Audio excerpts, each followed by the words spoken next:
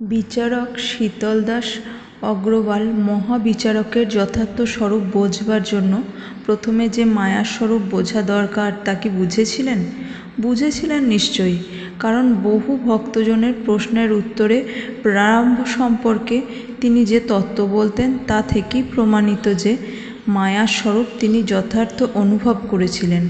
মায়ার স্বরূপ তন্ত্রে যেমন স্পষ্ট প্রমাণিত, তেমন আর কোথাও আছে কি? নাগেশ্বরজি হঠযোগ, রাজযোগ, লয়যোগ, ভক্তিযোগ সবই করেছেন। তন্ত্রের স্বরূপ যোগ ছাড়া আর বোঝা যায় কোথায়? নাগেশ্বরজি ভক্তজনের কাছে প্রারম্ভ সম্পর্কে বলতে গিয়ে তন্ত্র তত্ত্ব সম্পর্কে তার যা অভিজ্ঞতা তা দিয়েই তিনি বুঝিয়ে দিতেন। বলতেন, প্রারম্ভ হলো প্রাক্তনের অভিজ্ঞতা, অর্থাৎ বিষয়ের জগতে জীব যখন জেগে উঠবে আবার সেই আগের অভিজ্ঞতা বোধ করে সেই অভিজ্ঞতাই হলো প্রারম্ভ। সেই অভিজ্ঞতারই নতুন অনুকরণের নাম সংস্কার। যেমন শোবার আগে কেউ কোনো একটা কথা চিন্তা করছিল, করতে করতে ঘুমিয়ে পড়ল। ঘুমের মধ্যে সব কিছুই চাপা পড়ে রইল, কিন্তু ঘুম ভেঙে জেগে উঠতেই আবার সব মনে পড়ে গেল। মানুষ অবশ্য এক মৃত্যুর ঘুম ভেঙে যখন আরেক জীবনের দুয়ারে জেগে ওঠে, তখন আগের অভিজ্ঞতা ঘুম ভেঙে জেগে ওঠায় মন সচেতনভাবে, তার মন কাজ না করলেও অচেতন মন থেকে তার নানা কার্যকলাপ তাকে প্রভাবিত করে। একেই বলে প্রারম্ভ। একটা লোক দেখা যায় না শেখালেও ভালো গান গাইতে পারে, কেউ বা বাজাতে পারে, কেউ বা ছবি আঁকতে। এসব হয় তার মনে প্রাক্তন জীবনের সেই অভিজ্ঞতাগুলি অস্পষ্টভাবে থেকে যায় বলেই তো। একজন ভক্তও একবার জিজ্ঞাসা করেছিল, একে প্রাক্তন জীবনের অভিজ্ঞতা না উত্তরাধিকার বললে হয় না? কীরকম? নাগেশ্বরজি তার দিকে তাকিয়েছিলেন। ভক্তটি বললেন, পিতা যদি শিল্পী হয়, কবি গায়ক হয়, বাদক হয়, দেখা যায় যে সন্তানের মধ্যেও সেই গুণ বর্তায়। হেসে নাগেশ্বরজি বলেছিলেন, এটা কি নির্ভুল সত্য?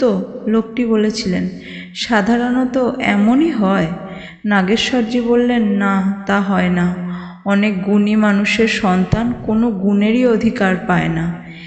একই জনের বহু সন্তানের মধ্যে কেউ কেউ পিতামাতার গুণ কিছু পায়, কেউ কিছু পায় না। উত্তরাধিকারের প্রশ্ন হলে এমন হতো না। আর তাছাড়া দেখো, সাধারণ মানুষের ঘরে বিরাট প্রতিভার জন্ম হয়, সেটা তাহলে সম্ভব হতো না। ভক্তটি বললেন, সেক্ষেত্রে পরিবেশের বিরাট একটা প্রভাব রয়েছে।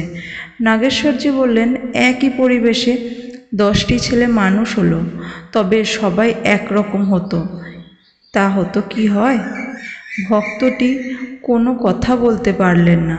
নাগেশ্বরজি বললেন, সংস্কার আর প্রারম্ভ একটা বিরাট জিনিস। শুধু মানুষই যে এর দ্বারা প্রভাবিত তা নয়, সমগ্র সৃষ্টির মধ্যেই এটা পরিব্যাপ্ত। সংস্কার কোনো সময়েই নাশ হয়ে যায় না। মহাপ্রলয় হয়ে গেলেও যে মহামানস এই বিশ্ব ব্রহ্মাণ্ডে সক্রিয় হয়েছিল তা থেকে যায়।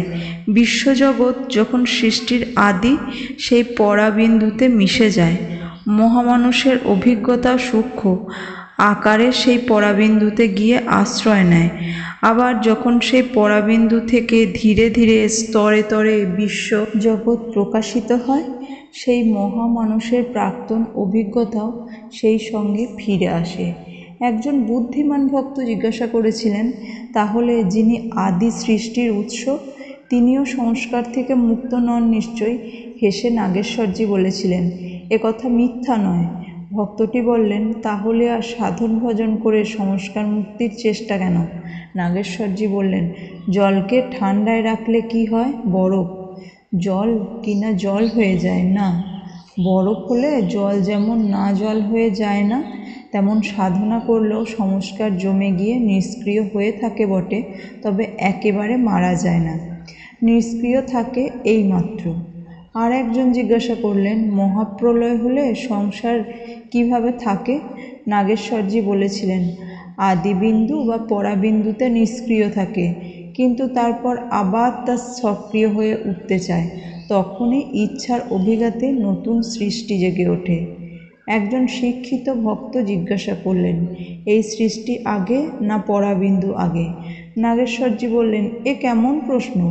ভক্ত বলেছিলেন, সৃষ্টি হলে তবেই আশা, আকাঙ্ক্ষা ইত্যাদি সংস্কার, সেই সংস্কার মহাপ্রলয়ে পরাবিন্দুতে ফিরে গিয়ে নতুন ইচ্ছার অভিঘাত সৃষ্টি করে। এতে মনে হয় সৃষ্টিই আগে, পরাবিন্দু পরে। কারণ সৃষ্টি আগে না হলে সংস্কার কি ইচ্ছা তরঙ্গে পরাবিন্দুতে আলোড়ন বা নাদ সৃষ্টি করবে?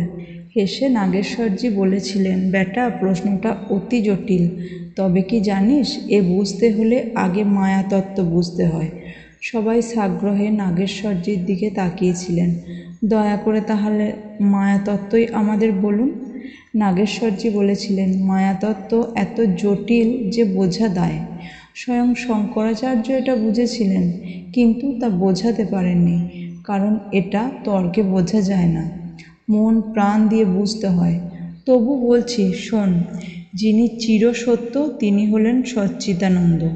তার কোনো স্বরূপ নেই, অথচ তিনি অনস্তিত্বও নন। তিনি নেই অথচ আছেন। তিনি যখন ইন্দ্রগ্রাহ্য হয়ে রূপ ধারণ করেন তখন ইংরাজিতে যাকে বিকামিং বলা যায়, হন, যাকে শাস্ত্রে বলে বিবর্ত। এই বিবর্তনই হলো জগৎ প্রপঞ্চ।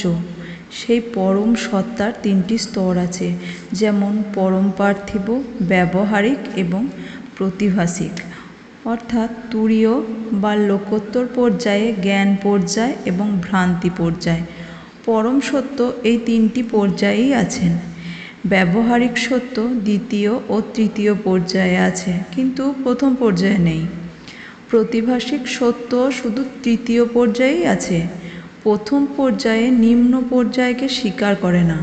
তৃতীয় পর্যায় প্রথম ও দ্বিতীয় পর্যায়ের কাছে অসত্য, কিন্তু দ্বিতীয় ও তৃতীয় পর্যায়ে প্রথম পর্যায়কে অস্বীকার করতে পারে না। যেমন কাদা আর মাটির পাত্র, কাদাই সত্য, মাটির পাত্র সত্য নয়। কিংবা দুধ আর দই, দুধটা আসল সত্য, দই নয়। কাদা আর দুধ হলো উপাদান, মাটির পাত্র আর দই হলো পরিণাম। পরিণাম কিন্তু উপাদান থেকে এলেও উপাদান নয়। এটি হলো ব্যবহারিক সত্য। আর একটি প্রতিভাসিক। ব্যবহারিক সত্য থেকে প্রতিভাসিক সত্যে এই রূপান্তরকে বলা হয় বিবর্ত। যেমন ধরো রজ্জু সর্প, রজ্জু সত্তা হলো ব্যবহারিক, রজ্জু থেকে যে ভ্রমাত্মক সর্প সেটা হলো প্রতিভাসিক। রজ্জু পর্যায় হলো বিবর্ত পর্যায়, সর্প পর্যায় হলো প্রতিভাসিক পর্যায়, যার বস্তুত কোনো অস্তিত্বই নেই, অথচ যাকে দেখা যায়। আমাদের এই বস্তু পর্যায় হলো ভ্রমাত্মক সর্পের মতো, একেই মায়া বলা হয়। বেদান্ত জগৎ প্রপঞ্চকে এই ধরনের মায়া বলে মনে করে। পরম পার্থিব, ব্যবহারিক ও প্রতিভাসিক অবস্থাকে সচ্চিদানন্দের সুষুপ্তি, স্বপ্ন ও জাগ্রত পর্যায়ের সঙ্গে তুলনা করাই যেতে পারে। সত্তা যখন গভীর সুষুপ্তিতে তিনি তখন সচ্চিদানন্দ, যখন স্বপ্ন পর্যায় তখন ব্যবহারিক এবং যখন জাগ্রত পর্যায় তখন প্রতিভাসিক। আসলে সুষুপ্তির পর্যায় হলো নির্ভেজাল সত্যের পর্যায়। একজন ভক্ত একবার জিজ্ঞাসা করেছিলেন, এর সঙ্গে সংস্কার বা প্রারম্ভের সম্পর্ক কি? নাগেশ্বরজি হেসে বলেছিলেন, আরও একটু ধৈর্য ধর বেটা। বেদান্তে মায়ার এক রূপ, আবার আগাম শাস্ত্রে মায়ার আর এক রূপ। সমস্ত দিক থেকে মায়ার স্বরূপ না বুঝলে সংস্কার বা প্রারম্ভের স্বরূপ বোঝা যায় না। সুতরাং শোন।